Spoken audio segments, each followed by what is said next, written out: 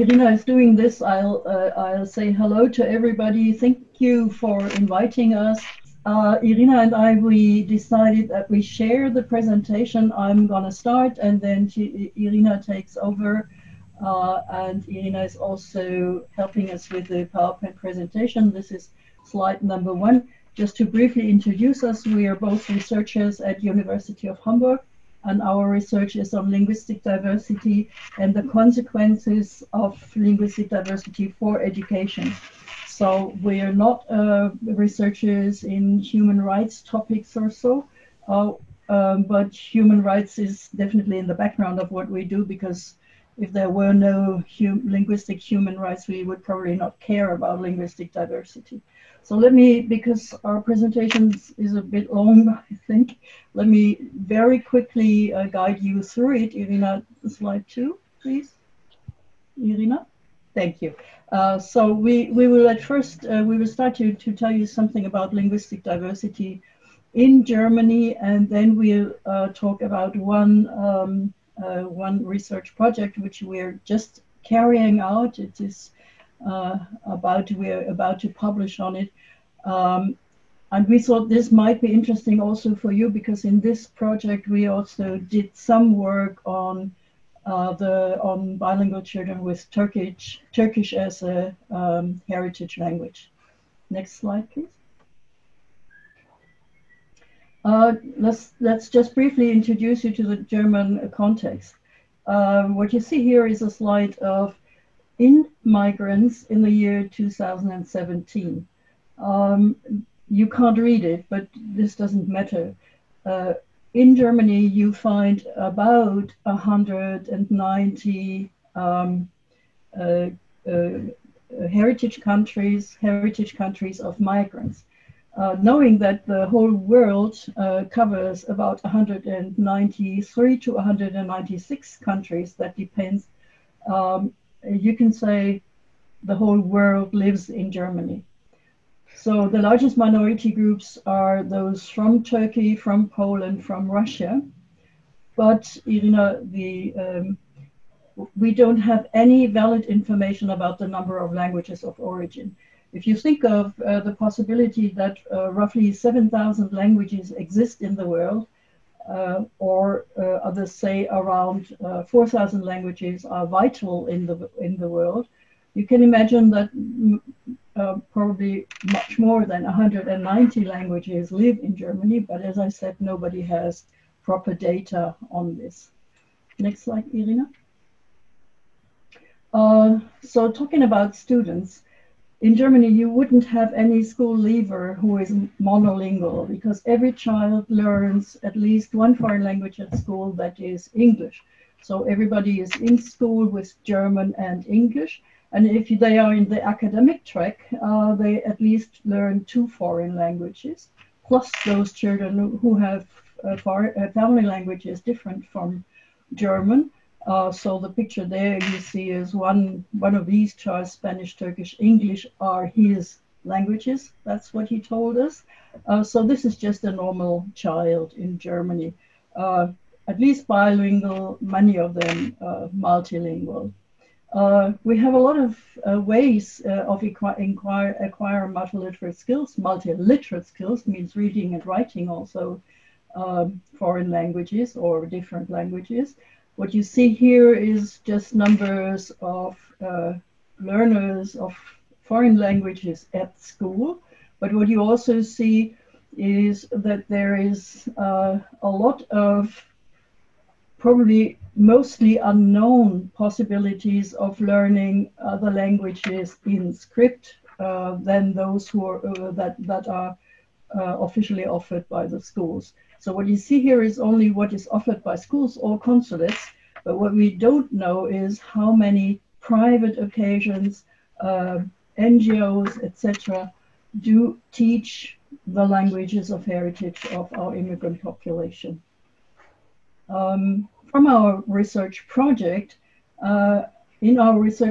we just follow what we call the normal situation of children in Germany. So what you see here is in the first picture, what children learn at school, that is German, and at least one foreign language or two foreign languages, plus a family language other than English.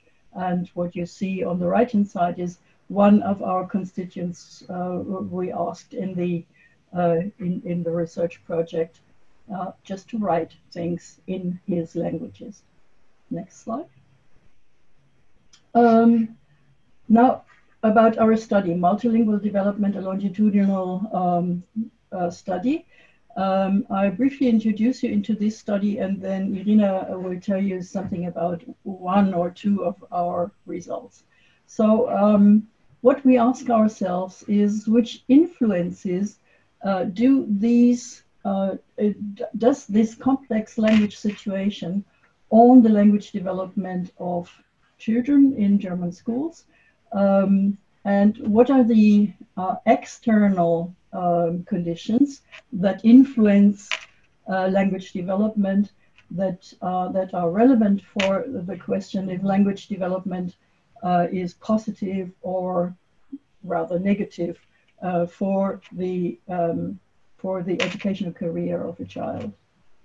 So what we did is we designed a very complicated research project, and now in a cohortal sequential design. And I think, Irina, you're taking over now, or am I still doing this?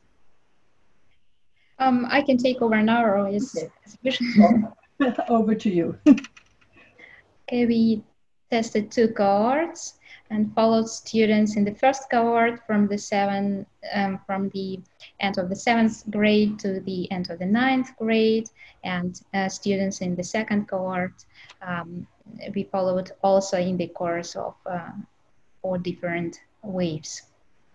And we have 4 different measurement points in our study, and as we selected students, we followed different criteria for our samples. So we wanted that our students know at least those languages, family languages, and also languages learned at school. That's why we selected students with their school careers in Germany.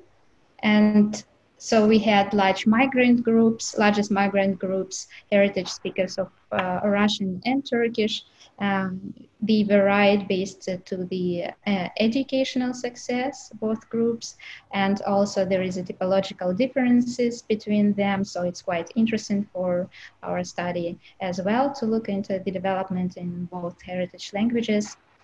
And all students had to start their school careers in Germany at least from the 3rd grade.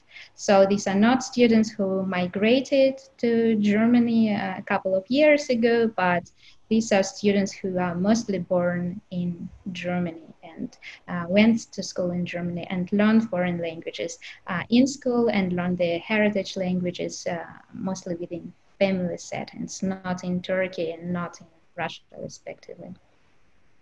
So as Ingrid already told you, we investigated a number of languages, which is German, heritage languages, Russian and Turkish, foreign language English, and the second foreign language French, either French or Russian, depending on the courses student attended at school. And we also collected the data in cooperation with IERA, which is International Association for the Evaluation of Educational Achievement. We had 2 different testing days per week, and we conducted school-based testing. We tested different groups of students by applying a paper and pencil methods. Overall, you can see that we tested 2,103 students in 78 schools across 8 federal states in Germany. All students, these 2,103 students, were tested in German and English, and additionally 920 students were tested among those students were tested in either French or Russian, depending on the foreign language they learn. And you can see the distribution of our sample, that half of it is monolingual German, and then we have almost 30% of German Turkish and 17% of German Russian bilinguals within our sample. And of course, we applied a lot of tests in our study, which makes our study quite unique worldwide. There is no other study, to our best knowledge, that also applied so many tests and measured writing and reading skills in all languages.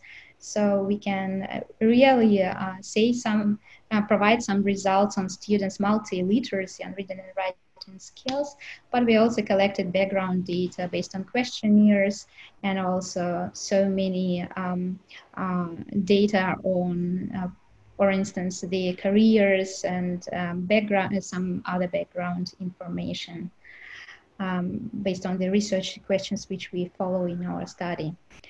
But today we would like to show one finding from our study, which is on writing, and that's why I will introduce you very briefly our tests which we applied for writing. It is a pictorial stimuli task, consists of 9 pictures. Students were asked to describe those pictures.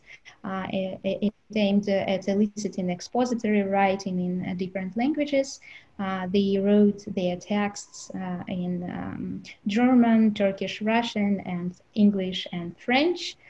And we analyzed all those texts based on the indicator model, which we developed within our study. So overall, you can see these large numbers of texts which we got over the course of 4 different waves. This is like 6,000 texts, 100 in German, and also 6,000 texts in English, and then 1,531 texts in Turkish. So a lot of data, which is also very, very valuable to us. And this is an example how it looks like if a child writes in 4 different languages within our sample. This is the case of German-Russian bilingual student, and you can see text written in German, Russian, English, and French. French is the shortest one, if you can see it. And this is our model which we applied for measuring writing skills, for assessing writing skills. It has certain conceptual dimensions, and these dimensions are the same for all investigated languages, so that we strive to achieve comparability among the tested languages in our study. And the lowest level of the model are the indicators which we measure among the conceptual dimensions, and those are of course language dependent, because all languages varied with respect to certain features. And we are also quite proud of the values which we achieved in our model, because it says that our model is quite reliable, and so we can provide findings on writing skills based on quite a reliable construct of writing skills measured within our study in all investigated languages and across the 4 waves of data collection. And today we are going to speak about multilingual writing skills. So this is one of the findings of numerous findings which we have. I will introduce the results based on the data of 805 German, Russian, and German Turkish bilinguals, written data from the 2nd wave. And we analyzed students' writing skills in German, Russian, Turkish, and English for this particular study.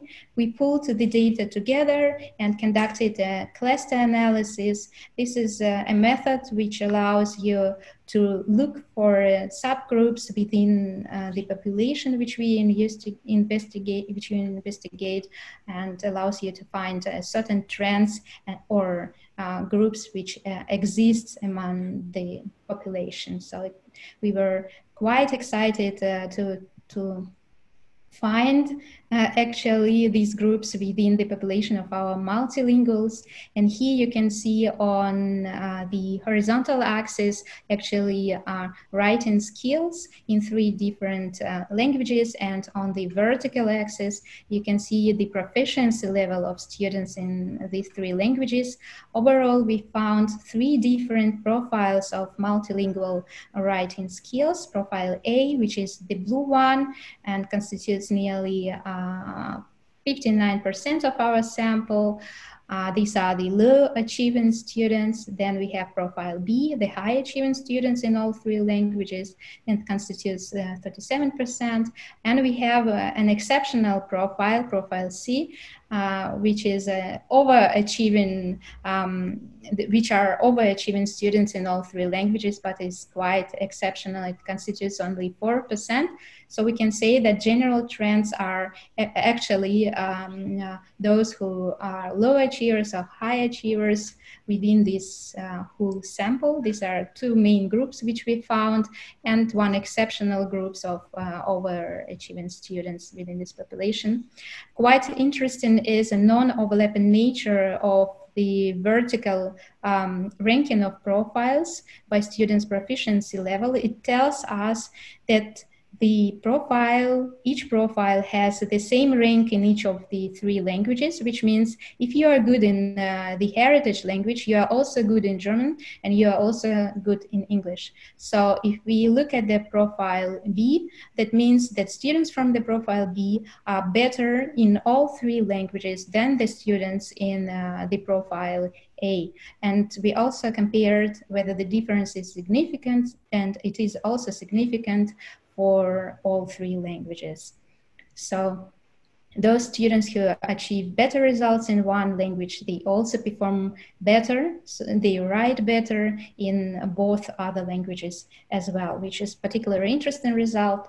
And if we look within the profiles, we see that the languages are ordered, have the same order in all 3 profiles. Students perform the best in German, followed by the heritage language and by English. So if I summarize it, we found different trends. We found distinguishable profiles that may be developed within these linguistically diverse settings. So it's actually quite expected results. We can say, okay, there are different levels of skills, of writing skills that may be developed. All students, which is also an expected result, have the better developed skills in German. So they were born in Germany, they attend German school system, it's okay. But an unexpected result is that at the 2nd place in all 3 profiles is the heritage language, and not the foreign language English learned at school. So actually they get systematical input in English over years and years, but they perform better in their heritage languages in writing, even though the opportunities to learn heritage language are rather restricted. Not all of them attend heritage language classes. Most of them learn heritage languages only within a family. But the most important finding to us in this particular small study which we conducted is that all skills, these multiple skills in these very complex multilingual repertoires are positively interrelated. So if one performs better in one language, then he or she performs also better in another language. It's also for complex writing skills, quite an important result within the field of our research on multilingualism. And I'm happy to give over to Ingrid for her to provide a small discussion of our findings. Yes, a very brief discussion. I don't know, yeah, do you hear me? A very brief discussion. Well, one message to the public in Germany is that we must not be afraid of multilingualism. That the children who are multilingual are those who are good in language. They are good in any language they deal with. An important finding is that the potential of writing seems to be a comprehensive skill. So that students who perform high in one language also perform high in the other languages. Although there is a lot of restrictions, as Irina said, for example, the restriction that many of these children never had any kind of formal introduction into literacy, into writing skills. So our study as yet approves a number of theoretical assumptions on the interrelationship between multilingual of the languages between multilingual repertoires. And one message we send out is that multiliteracies is not a barrier to the development of literacy skills, but rather it is an asset. It is supporting literacy skills.